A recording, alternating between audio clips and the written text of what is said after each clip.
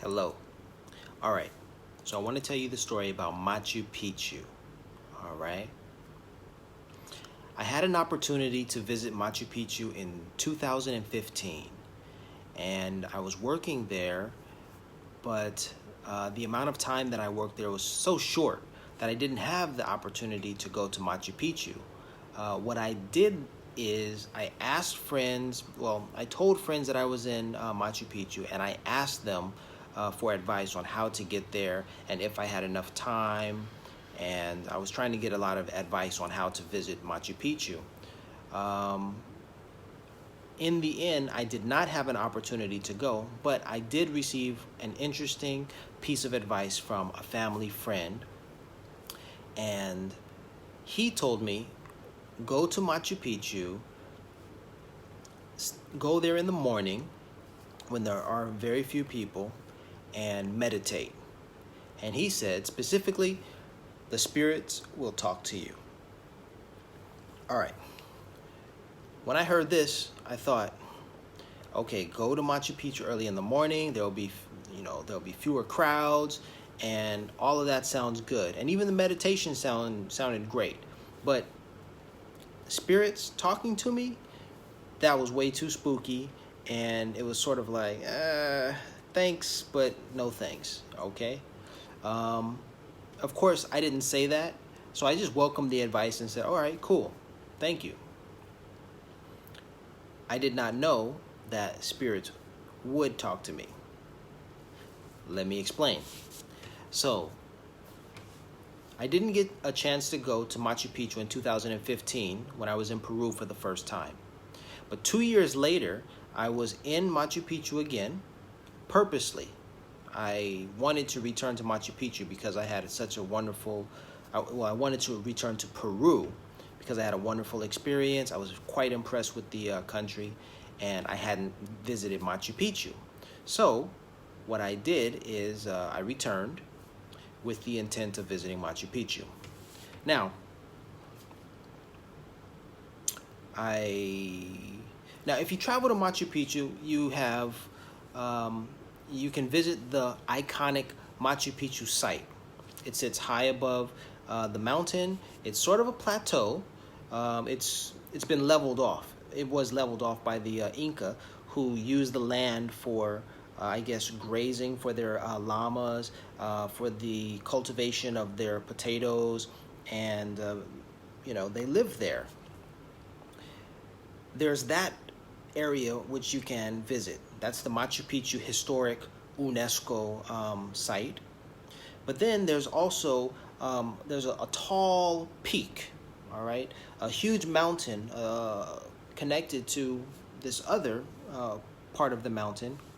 It's pointy, and you can ascend this mountain. It's called Huayna Picchu.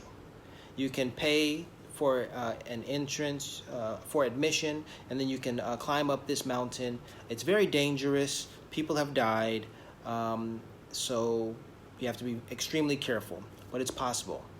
So that's another activity that you can do. You can do the sightseeing at the Machu Picchu site.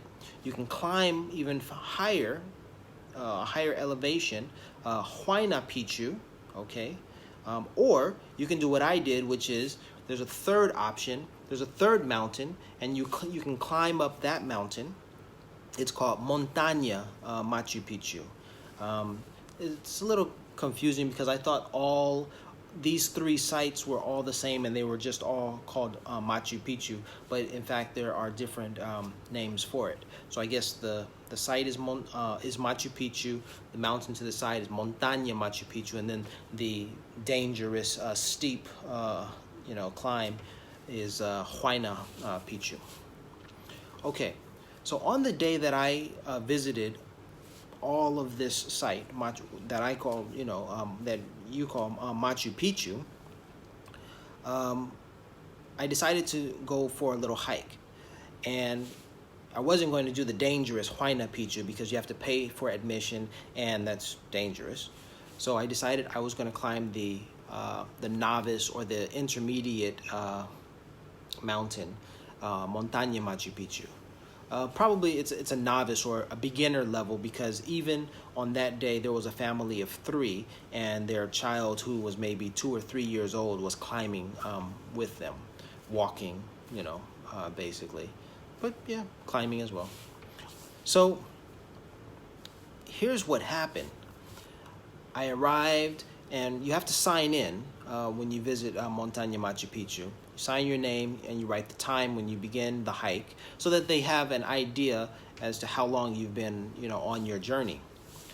I signed in, and the time was about 8 in the morning, I suppose.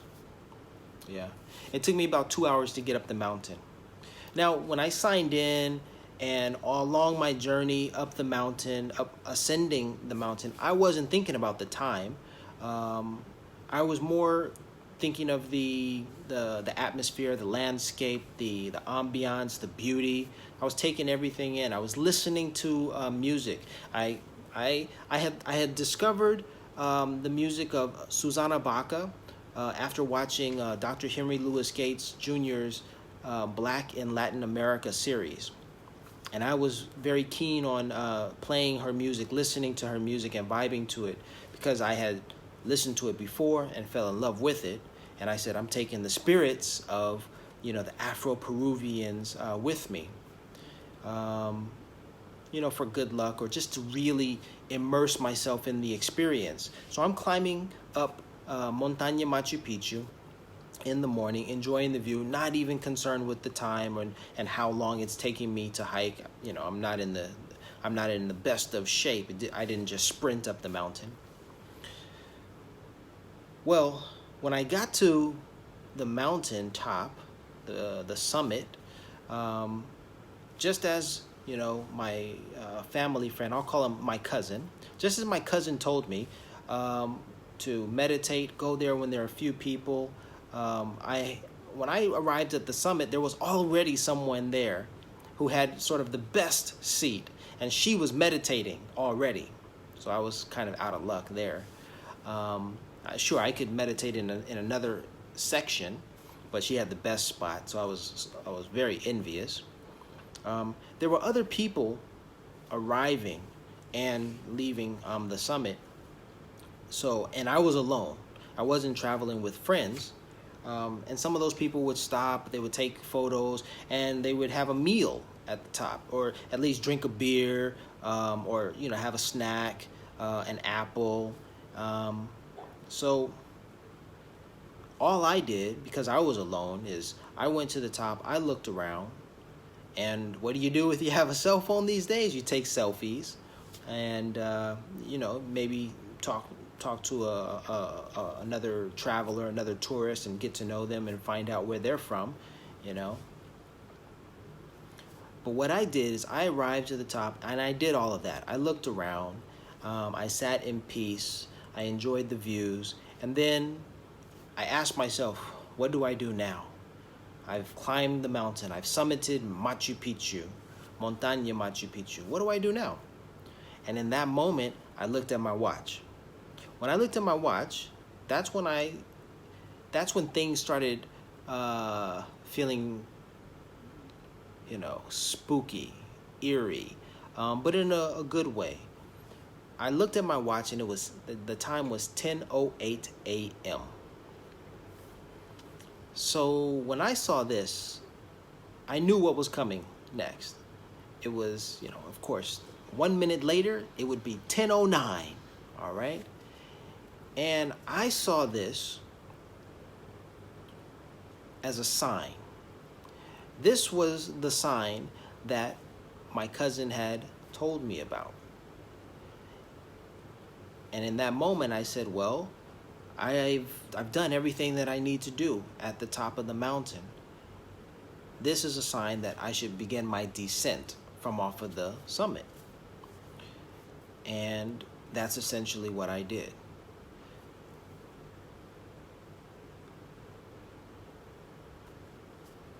And that's it. But what I want you to get from this story is that in that moment, 2 years prior, I had been told the spirits would talk to you. And of course, I don't know what spirits are going to say. And I imagine if I do actually hear voices, I'm crazy. So when I got to the mountaintop, the summit, and I saw 1008, and because I have this habit of encountering 1009, and having those numbers be significant to me because they are my birth date, that was enough of a sign from a spirit that, I was satisfied. That's my story, and I'm sticking to it. 109. 109 is the title of my poem, and these are my stories. All right. This has to be the most majestic point on the trail, on my way back down from there. But I traveled much farther from way up there from the summit, and I'm making my way down here. And this, you're just standing like face to face with these huge mountains. This is gorgeous. So quiet. There's the river below. That's where Machu Picchu Pueblo is located. And I actually walked from there yesterday all the way to Machu Picchu, which is located over there. And this is the adventure. This is Peru. There are lots of people on the trail right now. There aren't any people around me. Maybe there'll be some people coming up in a minute, but it's my opportunity to stand with the mountains. Oh gosh, I thought I saw something at the corner of my eye. I thought that was a bear. They have bears up here, so that's a possibility. Maybe not at this altitude. Anyhow, these are my last few moments with Machu Picchu. I'll be leaving today in a few hours. This is beautiful, and I hear some people coming right around the ridge, and I'm out.